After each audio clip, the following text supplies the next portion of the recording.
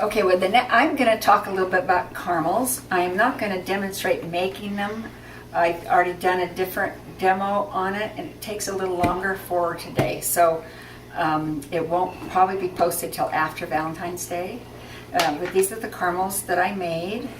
I hand wrapped them, and they're actually, it takes a while, but they're pretty fun to do. And it makes this is not even quite half of the batch here wrapped. I have them in another container. I didn't eat the other half. Right. And I keep them in an airtight container, and then they don't dry out. They can last for months.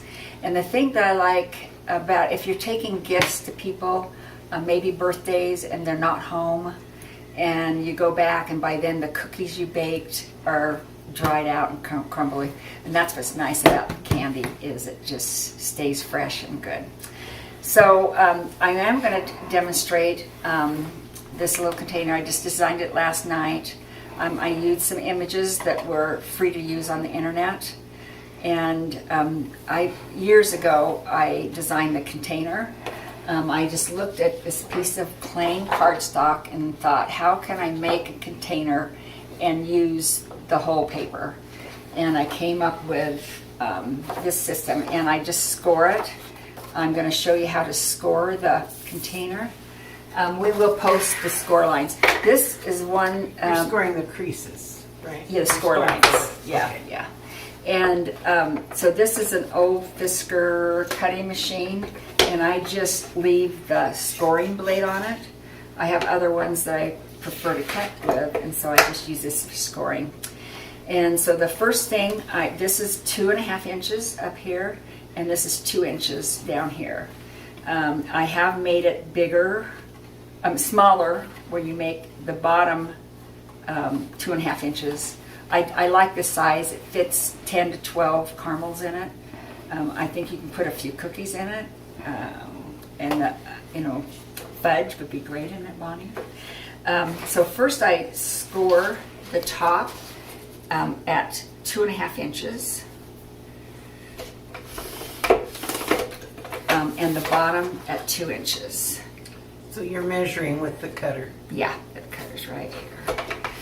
I did put little dots along the line, so if you didn't want to measure it, you could line that up.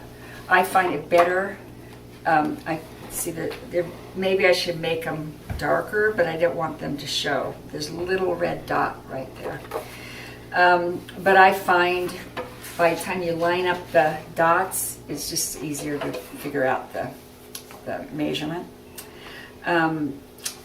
You could, a couple of times I've glued the top, but that's because I glued the wrong side, and so then I glued the bottom, and they get all connected. Because I kind of like them looking like this in a little bow here. So then, right here is, I have a little line here. This is the only part you cut out of the paper. So this part I put facing away, so I'm starting from the non-cut part to do these measurements. And I write them down, and I will post those down below so that you can have those. So it's 2 11/16 for the first one.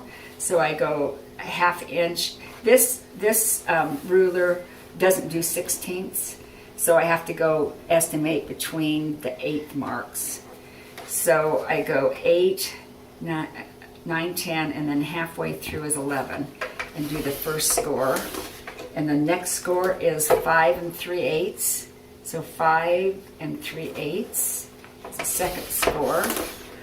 And then the third score is 8 1/16. And then finally 10 3/4.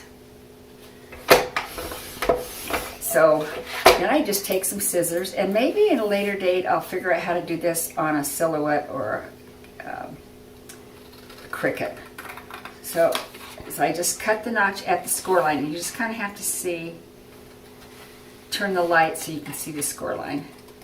So I cut this flap here. Whoops. Sometimes it's best to bend it a bit to see it. I don't like bending it too much, since it makes it harder to see. So then in between, I do it a little bit. I just kind of eyeball it, and go out about a quarter of an inch to 1/8 of an inch and cut it at a diagonal.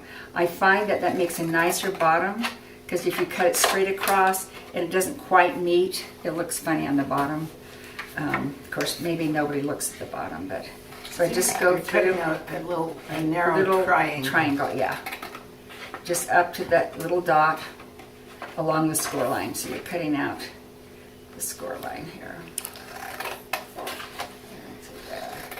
It's pretty quick to cut yourself. This one, the edge is, you go to the edge, so you go to the score line at the edge. And then you just go through, and this side is a little shorter because it's a 2-inch.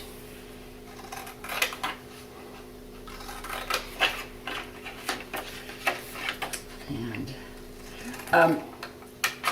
I would not recommend doing this without scoring. You don't get a good crease, and it's really much harder to do. You know, there's different kind of scoring methods, so whatever your method is, that's great.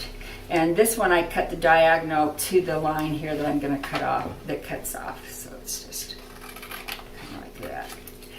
Okay. Like you did on the other side. Yeah. Hold it up just so they can see So like that. this is the cut piece, and you can change the design. I'm going to probably, maybe I'll do this again with at Christmas time or in other holidays, demo it again and give you a different one. So then I always fold all the folds. Makes it much easier to put together. Bonnie, can you open that and get the glue coming out? And I fold this down, and then I just, is it coming? That's the most difficult part. It's coming. Okay. And then you just kind of put dots. I tried glue guns and it doesn't hold good. I went to the good old Elmer's glue, and just, you don't want too much because you don't want to ooze it all over places. And then I just take this, put it up and line it up with the score lines together. And I just hold this for just a second or two. If you're doing a lot of them, could you use binder clips? I usually have a book and I put it in the book, but a binder clip. Okay. Yeah, sometimes like I just, you know, Like just that. to keep it. This one, you need to kind of let it set for a minute because the next, that should hold. But if I usually do a lot, and so the bottom one, I'll put them under the book, and the bottom one I take out, and it's hardened. So then I open it up, and remember which one's the top. I glue the bottom. So I just, I put a little bit on the edge. Oops. And then I put one on inside here. And then I do that again. And then I usually take a salt shaker, just one right here, and I just put it in here like this. Oh. And that weights it down, and then I, you know, will be doing the other ones. You know, I do 2 or 3 things. Sometimes I do a spice if I'm doing different things in it. And then I kind of like the label on the outside. So then I take it, I would put, Oh, the label's up here on. yeah, like this, like the Happy Valentines. You can do whichever side you want, you can punch. But I just take it, just take a hole punch. And I figure if it's perfect, nobody will know it's handmade. So. And I just fill, I count 10 or 12 caramels. Do you keep the salt shaker in there? No, it's out. Somebody gets an extra gift, yeah. And then I do like using this twine. I actually have done this for birthdays. This is a twine that I like. This actually is thinner. I bought several different kinds. I like the little thicker. I think it's 2 millimeters. This must be 1. but I have a lot to use up before I can buy some more. Tell about the container it's in. Oh, and I got this somewhere. These fit really nice in this. It could be sugar. You could even do the ones with the holes in them. Just put it through one of the holes. But it holds it up and you just pull it out length you want to, and it just stays right there. What is that container? This is a sugar container. Now, I really like the dollar stores. And I bought, you can get them at the dollar stores, but I found they're not much more expensive at other places, and they screw on much better than the dollar store. So this is one, I got probably most of mine are from the dollar stores, but I would recommend getting them. I think I found them somewhere for $1.29 or $1.50, and it's worth it because of the. So that's how I do it. You want to tie the... Yeah. Oh, I didn't cut it up and tie it. Yeah. I have scissors that will cut twine.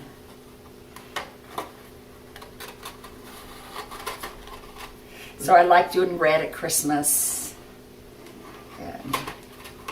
but it's Valentine's Day, so I'm using pink. And there you go, So- a nice little gift. Sometimes I design this to put so anybody could use it, but you can actually put from so-and-so and to so-and-so. At Christmas time, I'll label it for families and from us, so it's right there.